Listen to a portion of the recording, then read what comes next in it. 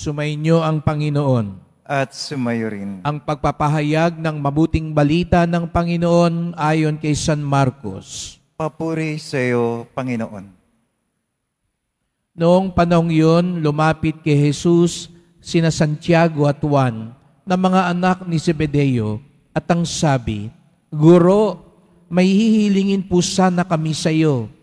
Ano iyon? Tanong ni Jesus. Sumagot sila, Sana'y makaupo kami katabi ninyo sa inyong kaharian, isa sa kanan at isa sa kaliwa. Hindi ninyo nalalaman ang inyong hinihingi, sabi ni Jesus. Mababata ba ninyo ang hirap na babatahin ko? Pabibinyag ba kayo sa binyag na daranasin ko? Opo, tugon nila. Sinabi ni Jesus, ang hirap na babatihin ko'y babatayin nga ninyo, at kayo'y bibinyagan sa binyag na daranasin ko. Ngunit wala sa akin ang pagpapasya kung sino ang maupo sa aking kanan at sa aking kaliwa. Ang mga luklukang sinasabi ninyo'y para sa mga pinaghandaan. Nang marinig ito ng 10 alagad, nagalit sila sa magkapatid, kaya't pinalapit sila ni Jesus at sinabi, Alam ninyo ng mga itinuturing na pinuno ng mga hentil ay siyang pinapanginoon at ang mga dinadakila ay siyang nasusunod. Ngunit hindi ganyan ang dapat umiral sa inyo.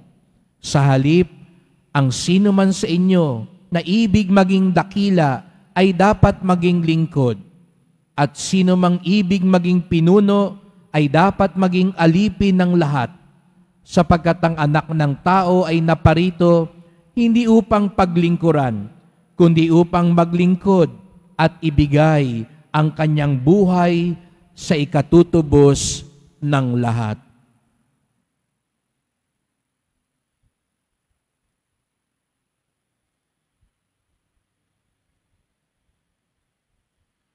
Ang mabuting balita ng ating kaligtasan. Pinupuri ka namin, Panginoong Jesucristo. Magsiupo muna lahat.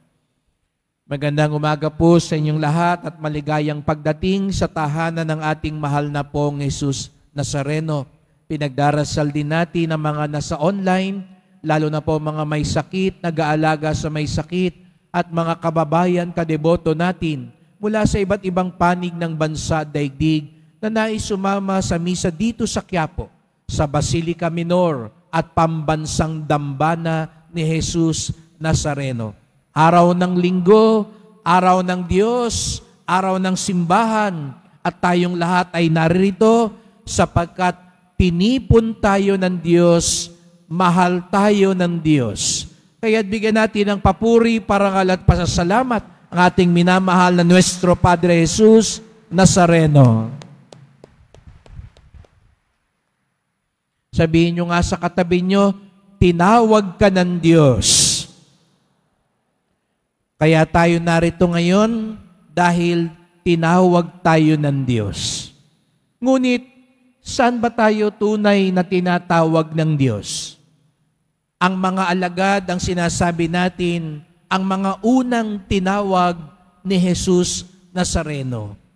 Ngunit, aaminin natin, bagamat sila'y tinawag, kaya tandaan natin ito at mag-ingat tayo dahil yung mga alagad, bagamat tinawag sila, hindi nila lubos agad na unawaan ang pagtawag ni Jesus Nazareno.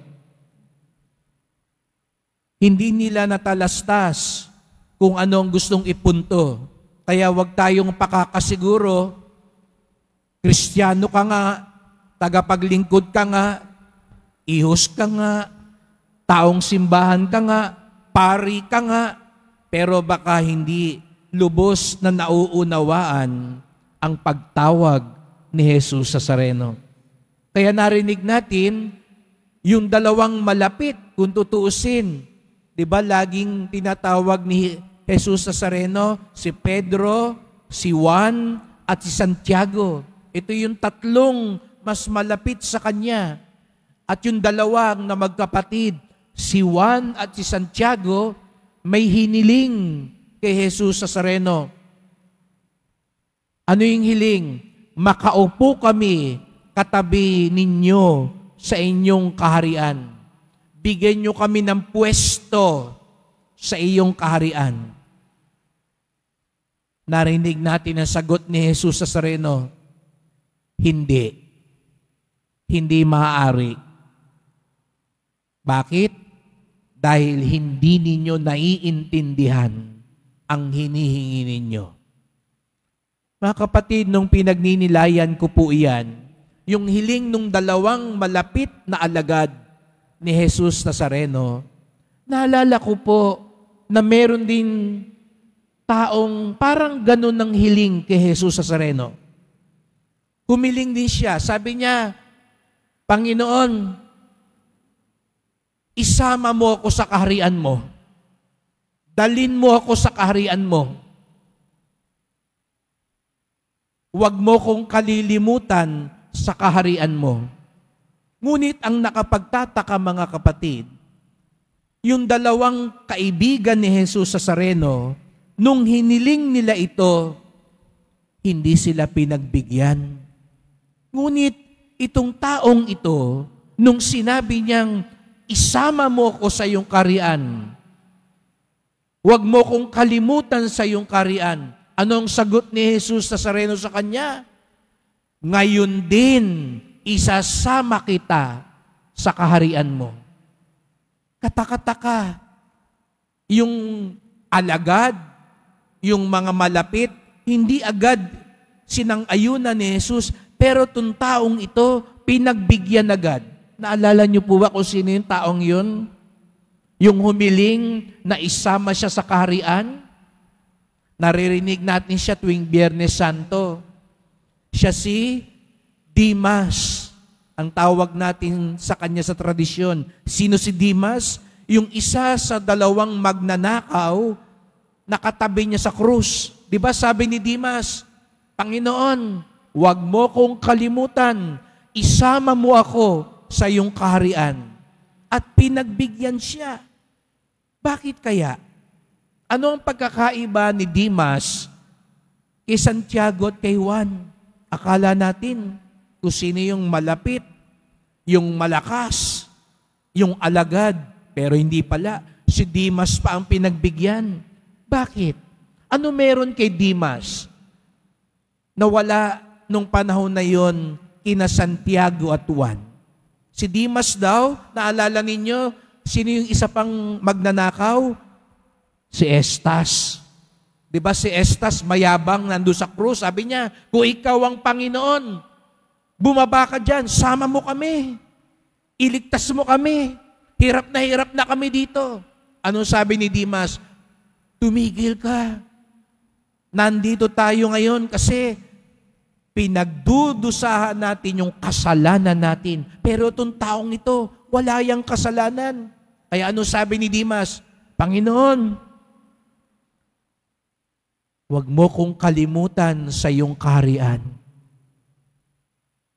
Nahabag si Jesus Nazareno sa kanya. Kaya anong sabi ni Jesus Nazareno? Ngayon din, itong araw na ito, now na, isasama kita sa aking kaharian. Bakit?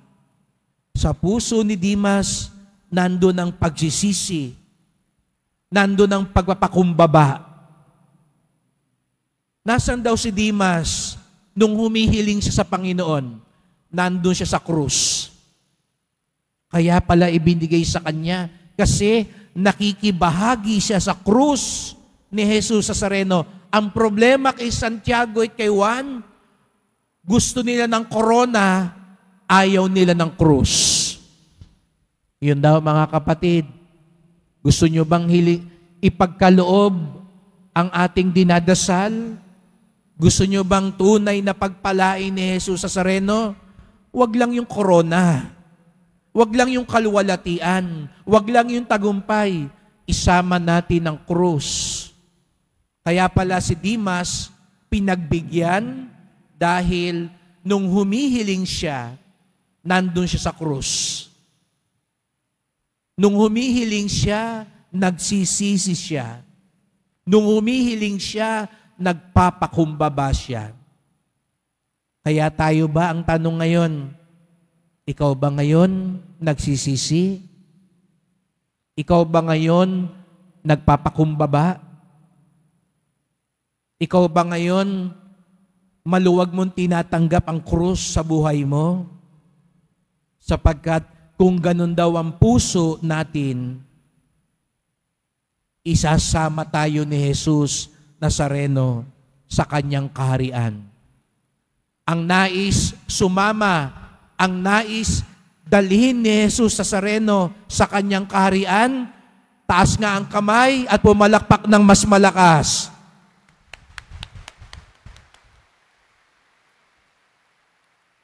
O, lahat naman pala tayo gusto natin masama sa kaharian. Huwag tayong tumulad kay Santiago at kay Juan at yung mga alagad. Yung mga alagad, biruin nyo, no? Yung pang mga alagad, ang problema sa mga alagad, pataasan, palamangan, payabangan, inuuna ang pwesto, inuuna ang kapangyarihan, inuuna ang pangalan. Hindi pala yun ang gusto ni Jesus Nazareno. Ang gusto niya, yung katulad ni Dimas. Yun pala ang agad sasagutin niya, yung nagsisisi. Kaya, naalala ko po tuloy, meron pong isang santo, ang pangalan ng santong ito ay si San Antonio Magno, Saint Anthony the Great. At sabi po ni San Antonio,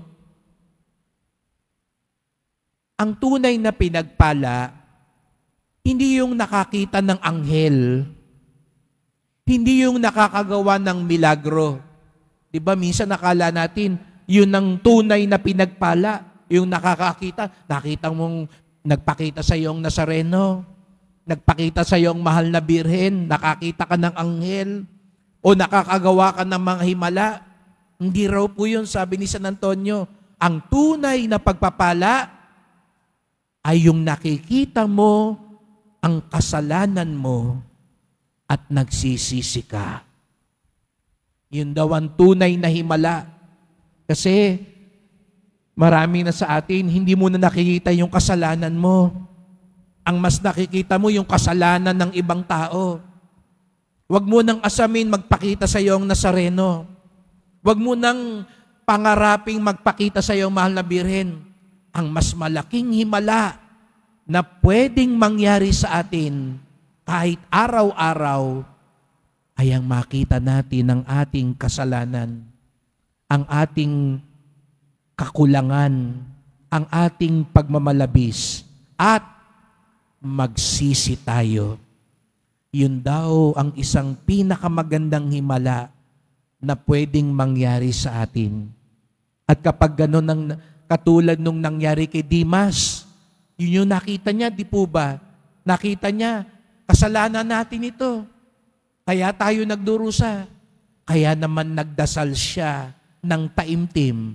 At dahil doon, sinagot siyang agad ni Jesus Nazareno. Ang tunay na pagpapala, hindi yung makakita ka ng mga pangitain. Hindi yung makagawa ka ng himala. Ang tunay na pagpapala, ang makita mo ang iyong kasalanan at magsisi ka. Sapagkat iyon ang paraan upang lubos tayong makiisa, makilakbay, at makihati kay Jesus Nazareno. Kaya't sa unang dalawang pagbasa, ipinakita sa atin ang larawan ni Jesus Nazareno na nagdurusang tagapaglingkod. Nagdusa siya para makihati sa ating paglalakbay. Siya ang kataas-taasang pari na nag-aalay sa Ama sapagkat marapat lamang dahil dinanas niya ang lahat ng dinanas natin, lalo na ang krus, maliban sa kasalanan. Kaya siya ang nagdadala ng ating panalangin sa Ama. Kaya't sa pagpapatuloy ng misang ito, magdasal po tayo. Tumingin tayo uli sa imahe ng Pong Jesus Nazareno pasan-pasan ng krus, tumatawag sa atin. Mahal na pong Jesus Nazareno, narito po kami, tumutugon sa iyong pagtawag. Lalo namin sanang maunawaan ang iyong pagtawag sa amin. Tinatawag niyo po kami maging kabahagi ng inyong kaharian. At mangyayari lamang ito kung kami magsisisi, kami magpapakumbaba, kami tunay na maglilingkod sa iyo at sa aming kapwa, at kami tatanggap at papasan din ng aming mga krus sa buhay. Salamat po at nakihati po kayo sa aming krus. Salamat po at kayo'y nakibahagi sa aming paglalakbay dito sa mundo. Nawa ang aming buhay ay maghatid sa iyong kaharian. Nawa tanggapin mo ang aming dasal mula sa aming pusong nagsisisi at nagpapatawad, naglilingkod at nagmamahal. Dinggin niyo po ang aming dasal. Mahal na pong Jesus Nazareno, kaawaan niyo po kami, basbasan niyo po kami. Amen. Amen.